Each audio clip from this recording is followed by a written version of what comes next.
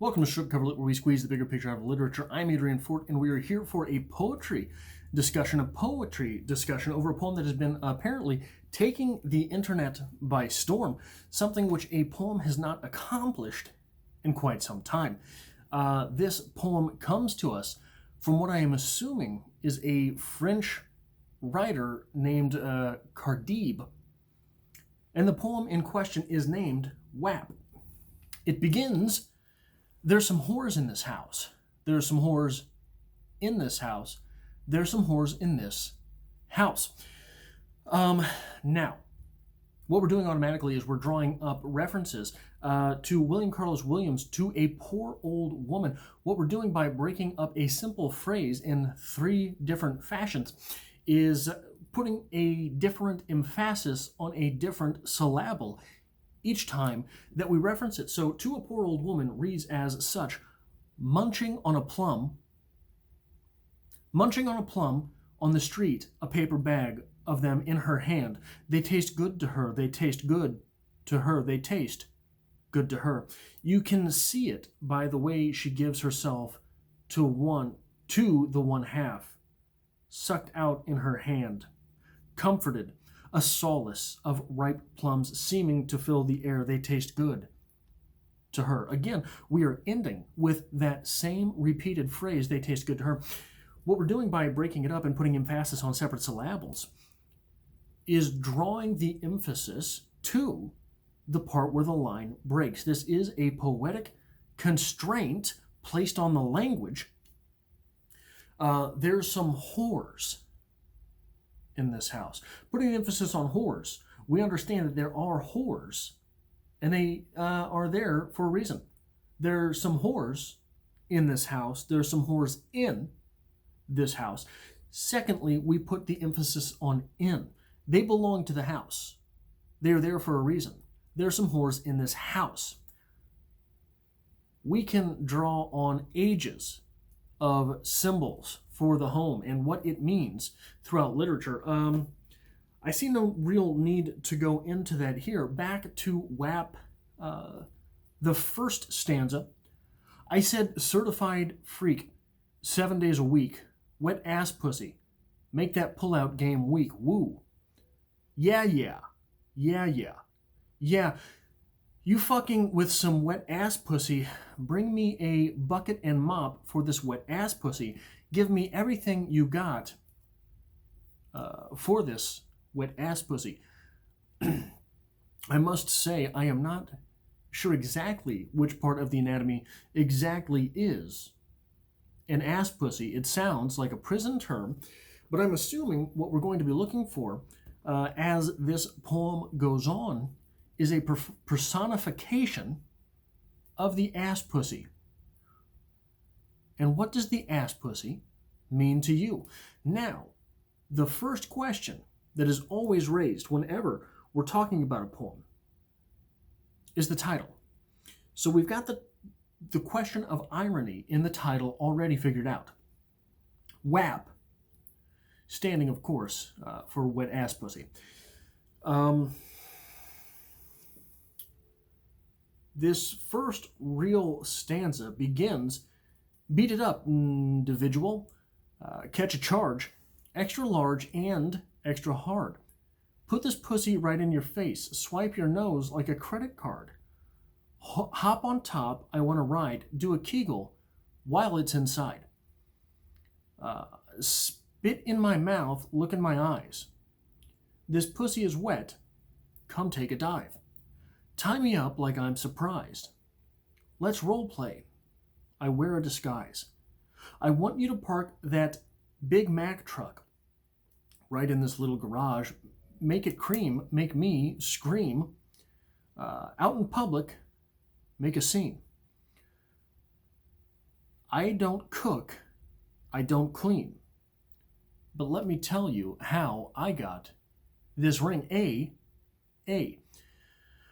And I have to tell you, ladies and gentlemen, right off the bat, I am in love with this poem because my favorite poet is Emily Dickinson, and this stanza here brings to mind two separate Emily Dickinson poems. Now, I am new to having the internet. I have not had the internet in over half a decade, so this might take me a second to pull up. Here we go. Now, that stanza of this poem really brings to light anonymity and the thrill of intimacy. Anonymity and the thrill of intimacy, and how those two relate. What is the thrill of intimacy while anonymous? The Emily Dickinson poem, I'm Nobody, Who Are You? Now, obviously, Emily Dickinson poems are not titled. They are simply known by the first line, or by an abbreviated version of the first line. Therefore, I died for beauty becomes I died for beauty, not I died for beauty but was scarce. I'm nobody, who are you? Are you nobody too? Then there's a pair of us, don't tell. They'd advertise, you know. How dreary to be somebody. How public, like a frog. To tell one's name the livelong June to an admiring bog. Here we have the question raised of making a scene. The question of anonymity in public, or do we make a scene? Now, when you mix the the intimacy in this poem, there's a pair of us, don't tell,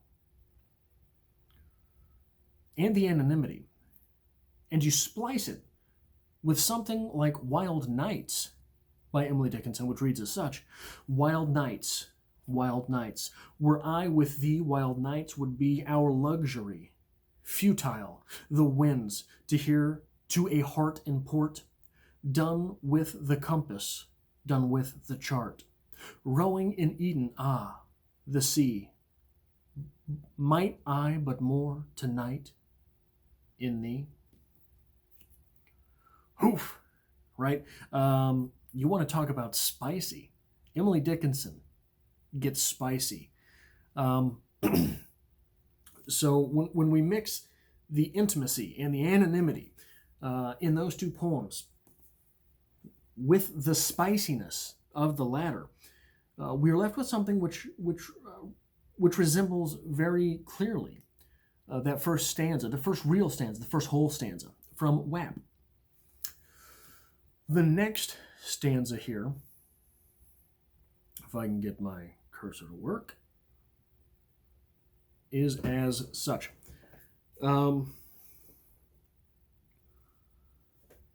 Gobble me, swallow me, drip down inside of me. Quick, jump out, for you let it get inside of me.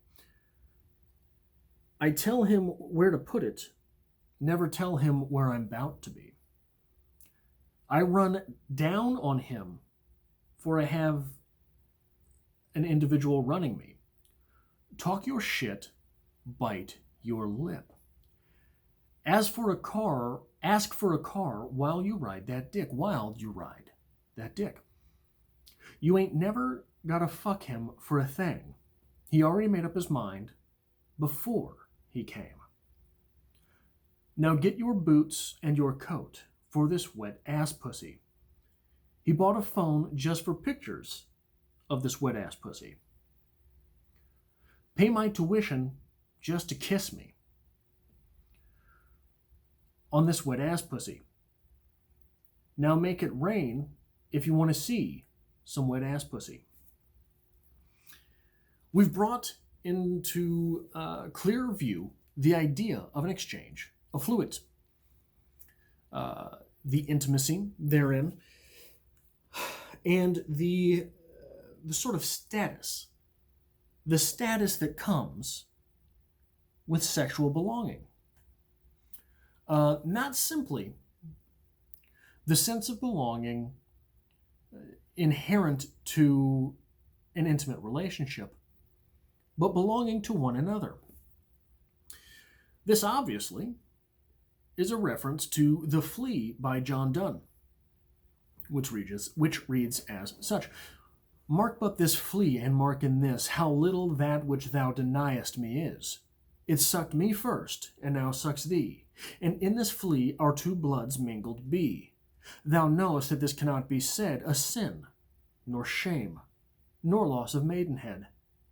Yet this enjoys before it woo. and pampered swells with one blood made of two. And this, alas, is more than we would do.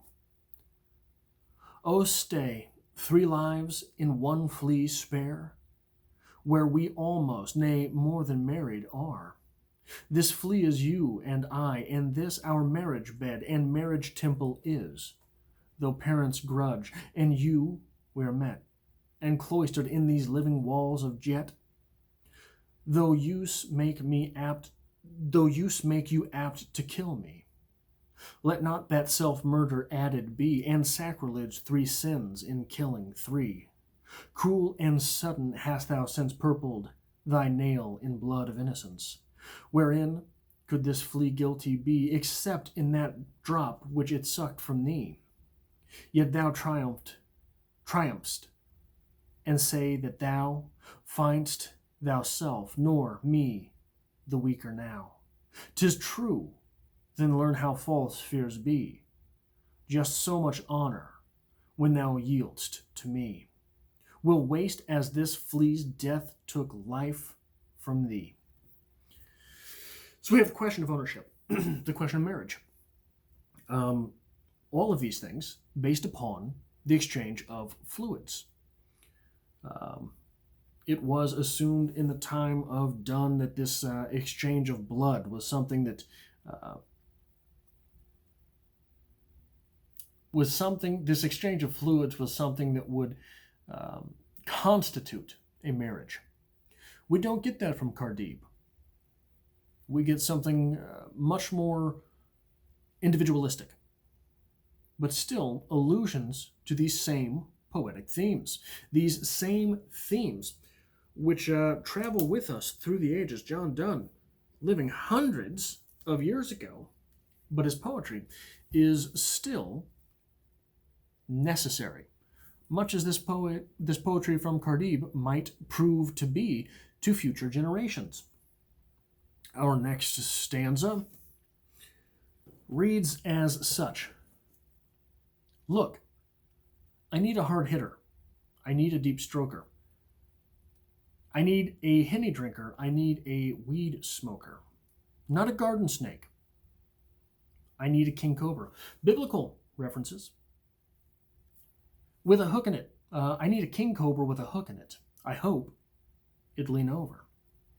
He got some money, then that's where I'm headed. Pussy A1, just like his credit. He got a beard? Well, I'm trying to wet it. I let him taste it. Now he diabetic.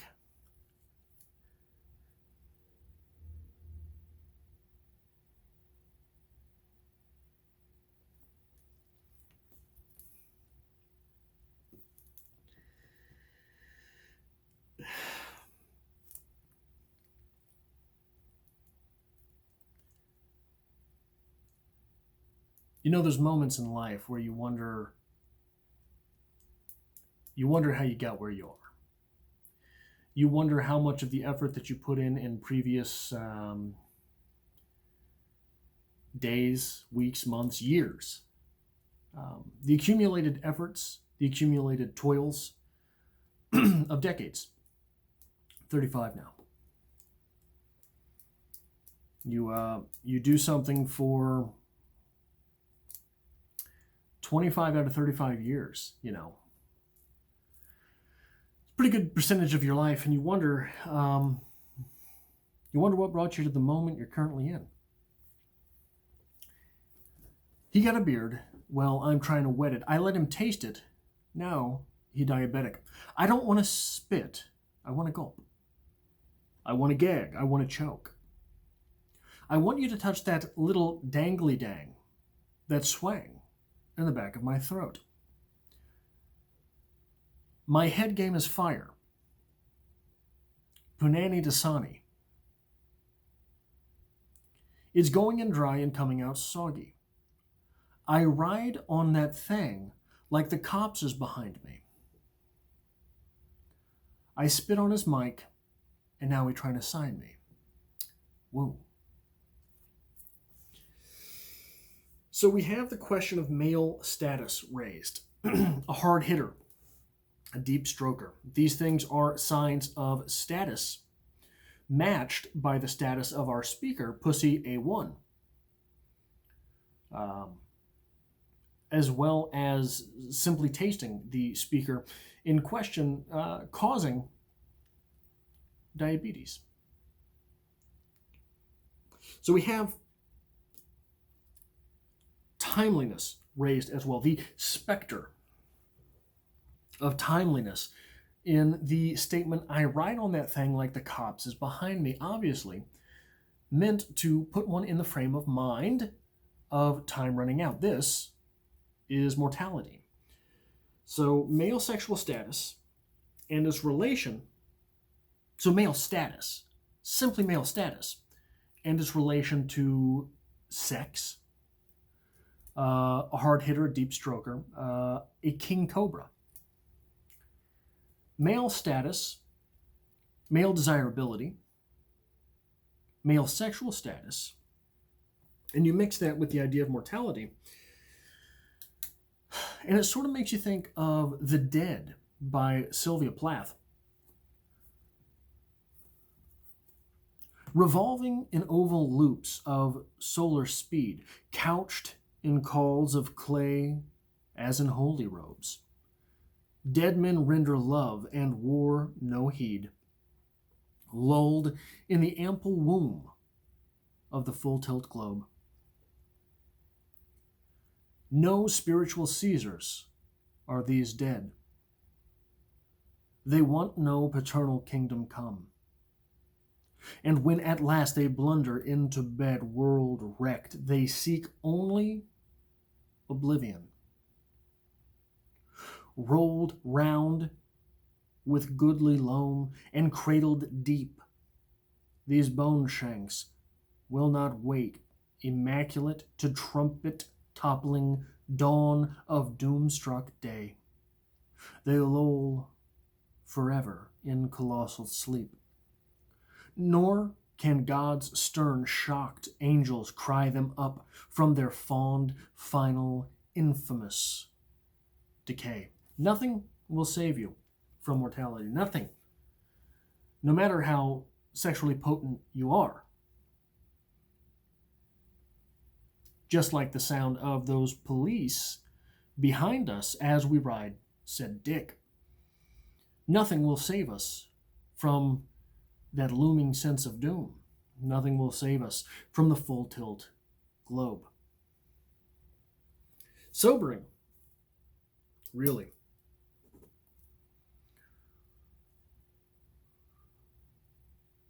I believe we are on our final stanza.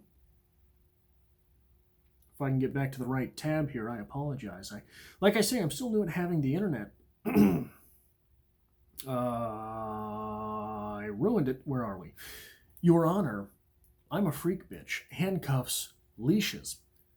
Switch my wig, make him feel like he's cheating. Put him on his knees. Give him something to believe in.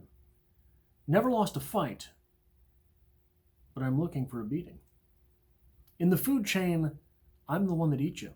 If he ate my ass, he a bottom feeder. If he ate my ass, he a bottom feeder. Big D, stand for big demeanor. I could make you bust before I ever meet you. If it don't hang, then he can't bang. You can't hurt my feelings, but I like pain. If he fuck me and ask, whose is it? When I ride that dick, I'ma spell my name.